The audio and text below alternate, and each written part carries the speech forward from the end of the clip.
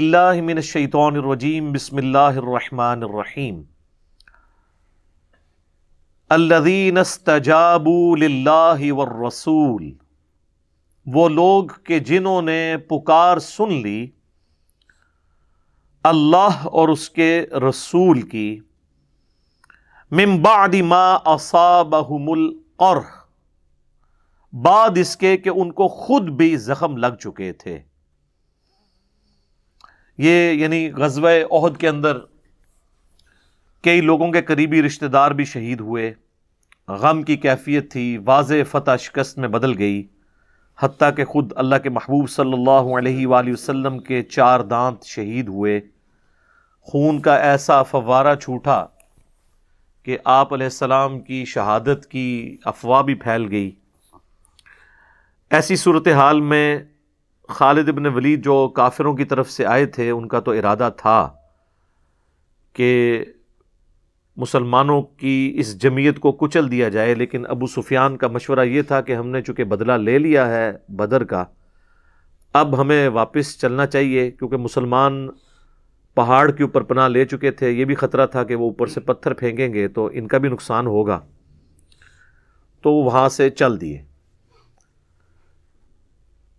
پیچھے کتنے مسلمان شہید ہو چکے تھے، غم کی کیفیت تھی۔ نبی علیہ السلام چونکہ ایک جنگجو لیڈر بھی تھے، جہاں پر آپ پیغمبر تھے، آپ علیہ السلام ایک کامیاب سیاستدان بھی تھے۔ آج تو سیاست بدنام ہو چکی ہے، حالانکہ یہ تو اسلام کا حصہ ہے، جدا ہو دین سیاست سے تو رہ جاتی ہے چنگیزی۔ تو نبی علیہ السلام کا ایک ویژن تھا کہ کہیں ایسا نہ ہو کہ ہماری اس کمزوری سے فائدہ اٹھاتے ہوئے کافر واپس آ کے پھر دوبارہ مسلمانوں پہ حملہ کر دیں، اور واقعی آپ علیہ السلام کی یہ اسیسمنٹ درست تھی۔ تھوڑی دور واپس جانے کے بعد ابو سفیان کا ارادہ بھی ہوا کہ ہم واپس آ کے تو ان کا قلعہ کما مکمل طور پہ کر دیں، اور یہاں نبی صلی اللہ علیہ وآلہ وسلم نے دوبارہ سے ندا لگائی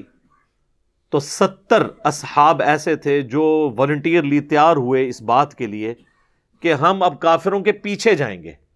تاکہ اگر ان کے کہیں دماغ میں بھی واپس آنے والی بات ہے نا تو وہ روب کھا جائے کہ یہ ہمارے پیچھے آ گئے ہیں، مراد یہ کہ یہ ہم سے اب بدلہ لینا چاہتے ہیں، تو ان پہ روب بیٹھ جائے۔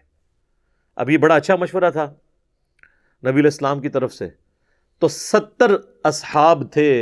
جنہوں نے لبیک کہا، اور نبی علیہ السلام نے ان کا قافلہ روانہ کیا۔ اسی کانٹیکسٹ میں صحیح بخاری میں ایک حدیث موجود ہے،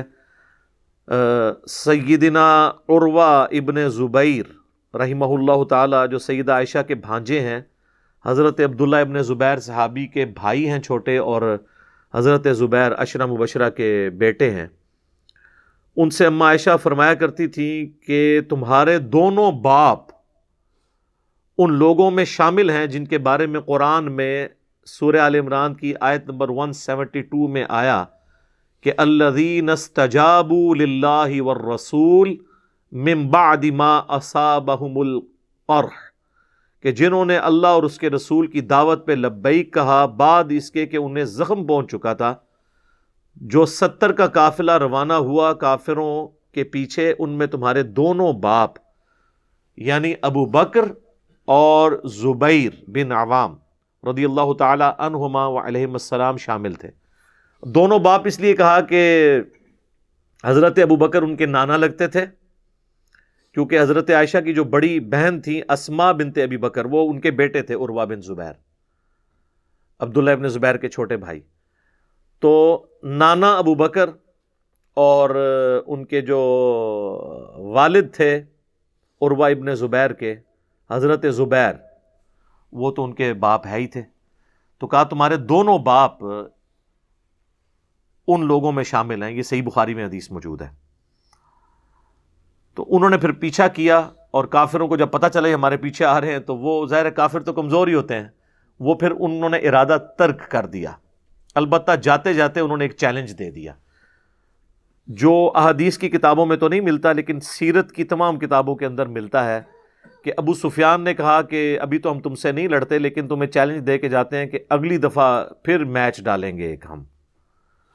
کیونکہ 2 ہجری میں غزوہ بدر ہوئی، 3 ہجری کے اندر غزوہ احد، تو 4 ہجری کے اندر انہوں نے پلان کیا کہ ہم تم سے ایک اور جنگ لڑیں گے، پھر دیکھیں گے جو جیتا تو وہ جیتا۔ اور یہ جو اس کا چیلنج ہے، اس کا اشارتاً ذکر اگلی آیات کے اندر آ جائے گا کہ وہ چیلنج بھی نبی علیہ السلام نے قبول کیا، اور 4 ہجری کے اندر آپ علیہ السلام نے صحابہ کرام کو لیڈ کرتے ہوئے ایک پوری فورس بنا کر وہاں جو مقام طے پایا تھا وہاں پر پہنچے، لیکن کافر ڈر کے مارے نہیں آئے۔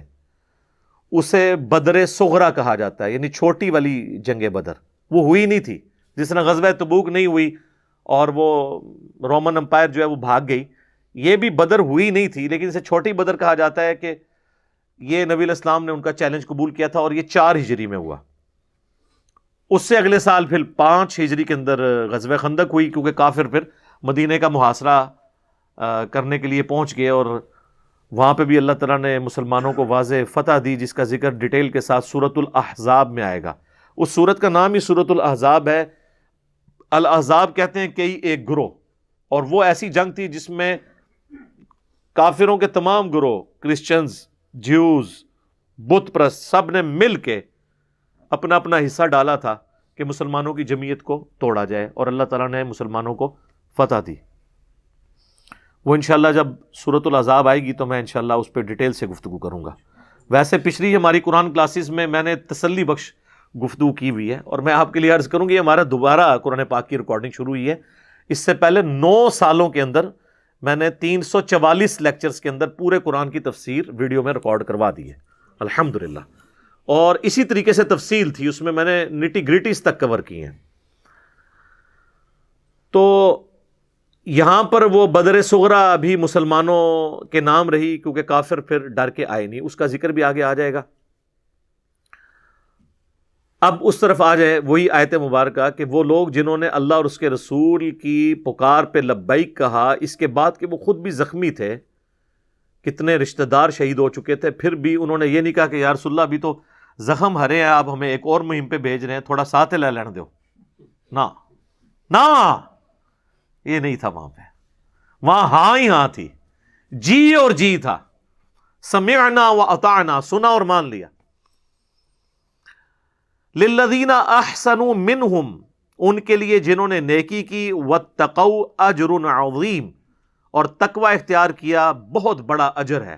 یعنی اس سے بڑی کیا نیکی ہوگی کہ زخم لگا ہوا ہے، کتنے رشتہ دار مر گئے ہیں، اور جنگ میں ایک شکست کا غم بھی ہرا ہے، اور اللہ کے نبی علیہ السلام کی دعوت اس مشکل وقت میں انہوں نے لبیک کہتے ہوئے 70 اصحاب اس چیز کے اوپر ایگری کر گئے کہ ہم کافروں کا پیچھا کریں گے۔ تو اللہ نے فرمایا کہ انہوں نے جو نیکی کی ہے اور تقوی کی روش اختیار کی ہے، ان کے لیے بہت بڑا اجر ہے۔ رضی اللہ عنہم اجمعین وعلیہم السلام اجمعین، آمین۔ الذین قال لهم الناس، یہ وہ